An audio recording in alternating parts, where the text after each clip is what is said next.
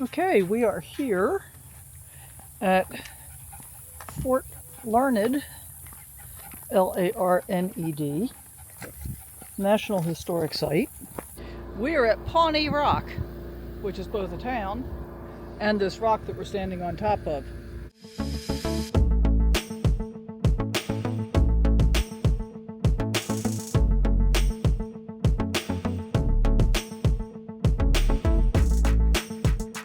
We are here at Fort Larned, L-A-R-N-E-D, National Historic Site.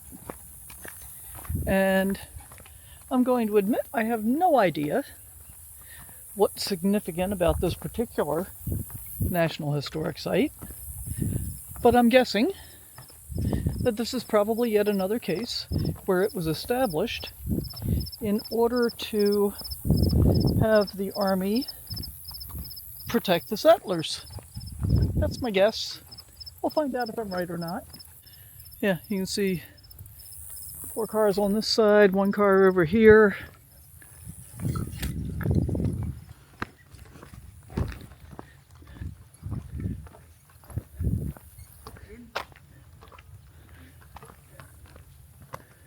So this sign says Fort Larned.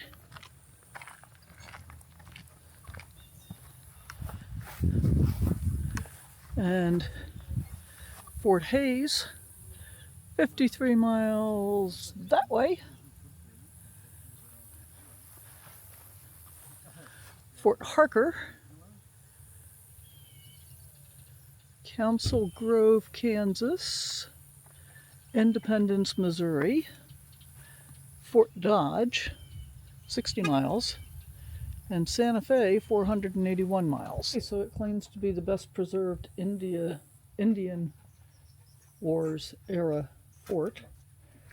There's no stockade because apparently Indians, they decided to attack small groups of people instead of larger groups. And as a result, they didn't build stockades, partly because of that, and partly because finding enough trees to be able to build a stockade would be really, really difficult. So part of what's interesting is we're pretty close to the halfway point on the Santa Fe Trail, and we're going to visit that today as well, which is at Pawnee Rock. So travel between Fort Larned and Santa Fe took 5 weeks to go 478 miles. Travel between Independence, Missouri, and Fort Larned took 3 weeks to go 303 miles. So it's a total of basically 2 months to travel 800 miles. Now I'm going to think about that. In many ways, that's very similar to what I do. So this is a National Recreation Trail. We're going to go ahead and take a look and see what we can see. Fort Larned must have looked more like a small town than a fortified place. In the early years, about 150 soldiers. During the Indian Wars, as many as 400, called Fort Larned home. So it's got the layout here of what the fort looked like. We were expected to entertain all strangers passing through at our table, and many as the time, I had the paymaster and his clerk at dinner, and parties for the forlorn young bachelor officers who had no home comforts to speak of. It was indeed a work of art and genius to get up a respectable meal at this forlorn, isolated place. Nothing but the commissary and sutler's store to draw upon, and variety limited. Ellis Stryer, The Commandant's Wife, 1865. All right, let's go take a look. Pretty cool. Actually, it's pretty warm already. It's only about 80 degrees right now, though. I think it's going to be about 97 today by the time we get stopped. Now, this is a fee-free location.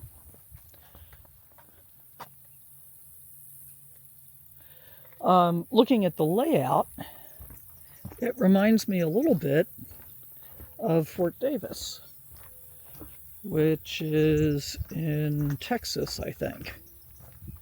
I'll have to look that up again and see if I'm right. But I definitely enjoyed visiting that location as well. We got a little river down here. This must be the Pawnee, I'm guessing, because I know we crossed it someplace not too far away. That looks kind of idyllic. Let's check this side.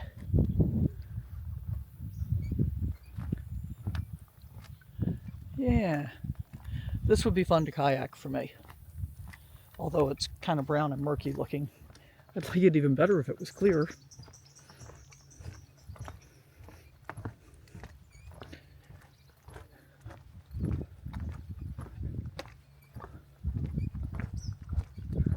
All right, this is pretty spectacular, actually. Look at this, guys. This does remind me a little bit of Fort Davis. And I'm gonna have to look. I'm pretty sure it was Fort Davis I'm thinking of.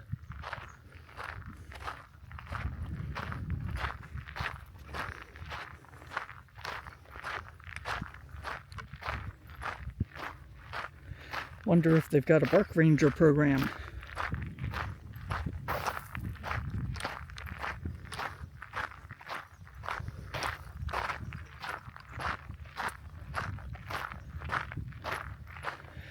So I think we'll go ahead down to the visitor center first and see what's what, and then come back up around. Well, this is interesting. We have all kinds of names and stuff carved into the stone of this building. The earliest I'm seeing right now is 1902. And I wonder if some of these were travelers and this was not yet preserved as a national park unit. And we've got Delphi Douglas, 1929. I swear that says Jimmy D. I think that says 1954. Wow. Interesting. This couple ahead of me is from Barcelona, Spain. They are here visiting 6 states, which will complete all 50 U.S. states for them. I think that's very cool. By 1865, the original adobe buildings were crumbling, and so construction was redone using stone. And as we saw before, the construction is really quite beautiful, from the barracks for the officers to the storerooms and storage areas. Really quite beautiful. I could never figure out what this building was for, but it was quite interesting looking both outside and in. And here we have the back of the blacksmith shop. And again, how beautiful is this? So what's the deal with all the carvings? Well, this one's from 1904. And apparently, up until 1966, this was private property and people were allowed to do whatever they wanted. Here's an example from 1877. And here we've got quite a few different ones as well. Definitely check out the visitor center and learn about the impact of buffalo, as well as buffalo soldiers, and many other things related to the Santa Fe Trail. This gives you kind of an overview of the fort. This is the blacksmith shop off to the right. And a different angle, flagpole in the center of the courtyard slash parade grounds, of course. And this is part of the officers' quarters. Their bedroom would have been over to the left there. Junior officers would often team up and share their rooms because each was entitled to a private room, but this way they could have one room for sleeping and one room for recreation. The enlisted men were not quite so lucky, though. Here's an example with Company C. This is the orderly room where they can have a couple of beds, but here's where everybody else gets to sleep in double deckers really close together. Here's the mess hall. This is what heats it. I thought the china was pretty interesting looking, and each company had their own set of china. You know, you might have to go to the hospital, either in an ambulance or walk into the doctor's office. And if you end up having to stay, Here's the infirmary, again, heated by a wood stove in the middle. The infirmary also got its own private bathroom slash latrine. And here we have the blacksmith shop. And there was actually a blacksmith working while I was there that day. The fort also contained a schoolhouse because, of course, there were kids there, especially for the officers' wives. Check out this map. If you look in the bottom right, it says Indian Territory. Here's what the map of the United States looked like back in the mid-1850s. And everything had to be provisioned. This is an inventory over a period of 3 quarters. Here's some of the inventory of what they might have stored. Vinegar came in barrels. Who would have thunk it? Lots of other stuff came in barrels as well. And, you've still had canned goods and so forth. I thought this next one was really interesting. Kellogg's sauerkraut. Huh, it wasn't always cereal. You also had to be able to inventory and store munitions, including all of the ammunition, and wagons to be able to haul stuff around, carriages to haul people around, and these are some of the storage lockers for some of the clothing. Here's more. These hinges were probably made in the blacksmith shop, and they're there so that they can open the counter to pass through from one side to the other. Hope you enjoyed this tour. Let's get on to Pawnee Rock. We are at Pawnee Rock, which is both a town and this rock that we're standing on top of. From 1821 until late in the 1800s, Pawnee Rock was a noted landmark along the Santa Fe Trail.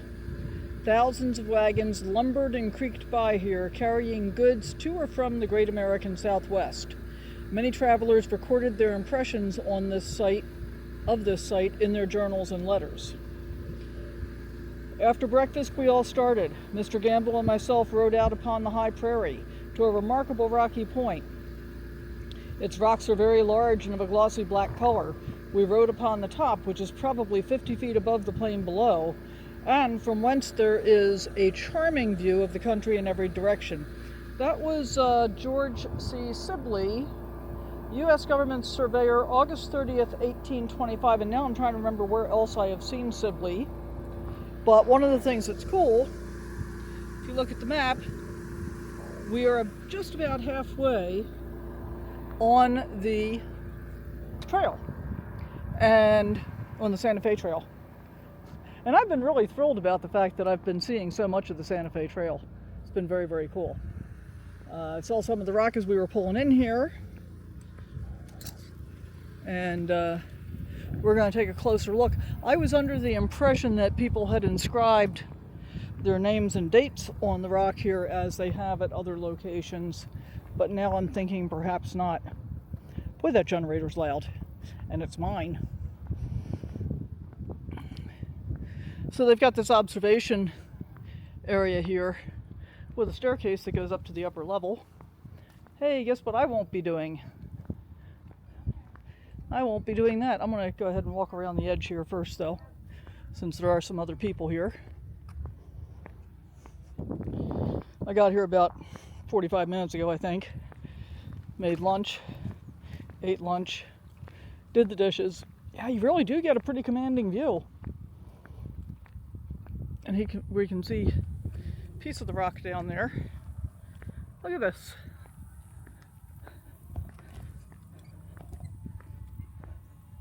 Around 600 yards from the river. I wonder where the river is. Red rock is evidently a volcanic production. Porous like pumice stone, but heavier than sandstone. Interesting. And of course, as we are not surprised, we're standing somewhere near the shoreline of a vast inland sea that was here millions of years ago. Kid says, yeah, I'm not impressed. Alright, let's see what else we can see. Along came the line of wagons. Slowly along came the line of wagons, and the prairie breeze brought us, in sound, faint and far between, the drivers' invocations to their mules. Matthew C. Field, journalist, 1839. So the Santa Fe Trail itself ran about 200 yards south of here. If you were standing here while traveling west on the road to Santa Fe in the 1860s, your wagon caravan left Independence, Missouri about 3 weeks ago. The Hispanic and Anglo drivers are keeping the oxen and mules moving at a steady pace of 1.5 miles an hour.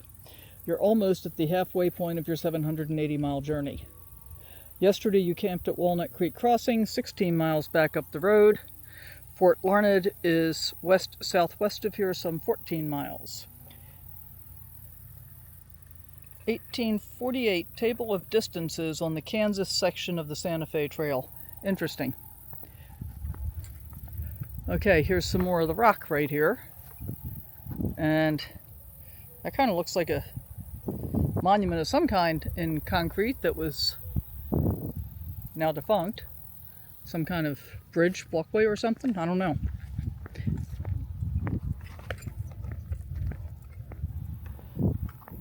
Well, it doesn't look like they're prohibiting you from walking out to it, so let's go stand on it. You know I won't go all the way to the edge though.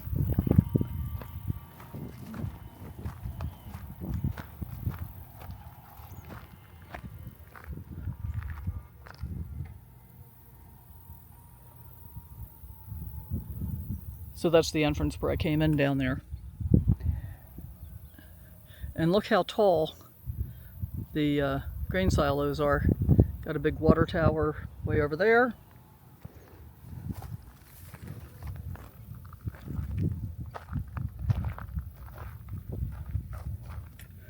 Okay, so I think the deal was just that the rock itself was very noticeable. Not that people were carving into it as they have done with some of the other things we've seen, like El Morro and Autograph Rock, Register Rock in Idaho. I guess that was on the, can't remember which trail that was on actually. It's also a rallying point for the Indians. Standing here 175 years ago, Santa Fe Trail travelers looked out over a sea of grass.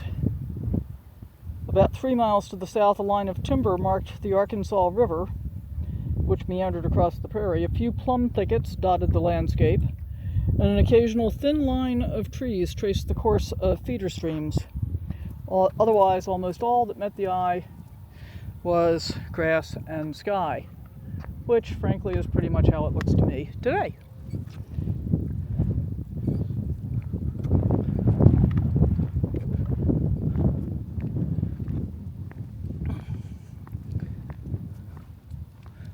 Erected by Women's Kansas Day Club, Daughters of the American Revolution, Women's Relief Corps, Kansas Federation of Women's Clubs, Women's Christian Temperance Union.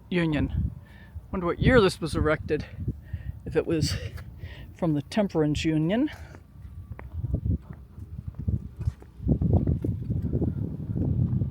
In honor of the brave men and women who, passing over the old Santa Fe Trail, endured the hardships of frontier life and blazed the path of civilization for posterity. Okay. So this apparently has 4 different sides to it. I guess we're going to look at all 4 of them.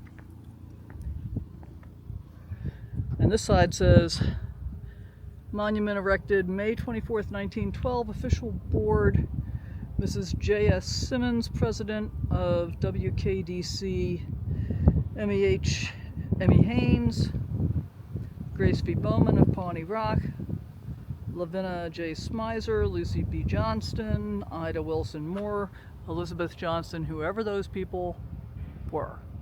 I got nothing.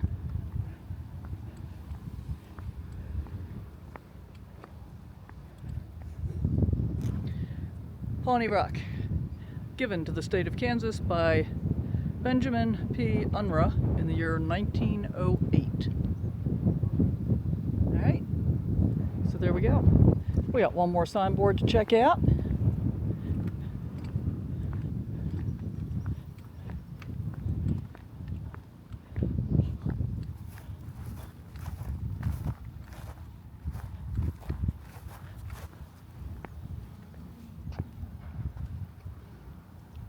Pawnee Rock changed very little for 10,000 years. The hill was grass covered with a 50-foot high face on the southeast side.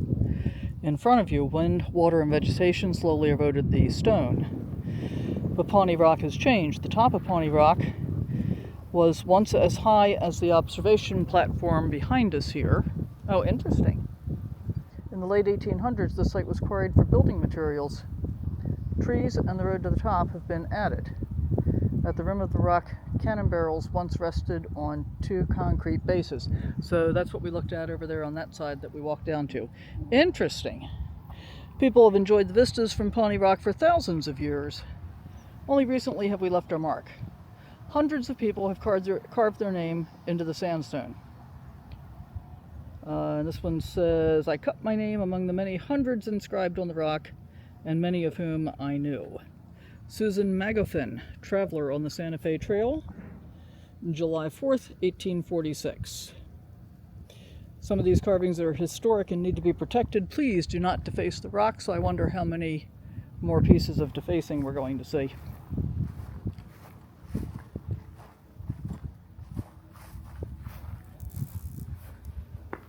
Okay, so we're going to just walk up into the shelter and pretend we're up top, because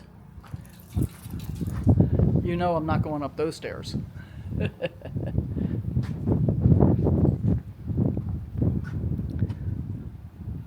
And people have been defacing the rock, in the shelter at least.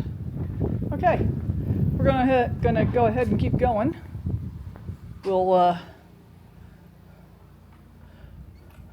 go around. We have to continue around the hill to get out of here, so we'll take a look on the way out and see if there are any more stone pieces to look at there. Okay, so this was actually much busier place than I expected it to be. There have been at least a half a dozen cars in the 45-ish minutes that I've been here. So that's kind of cool.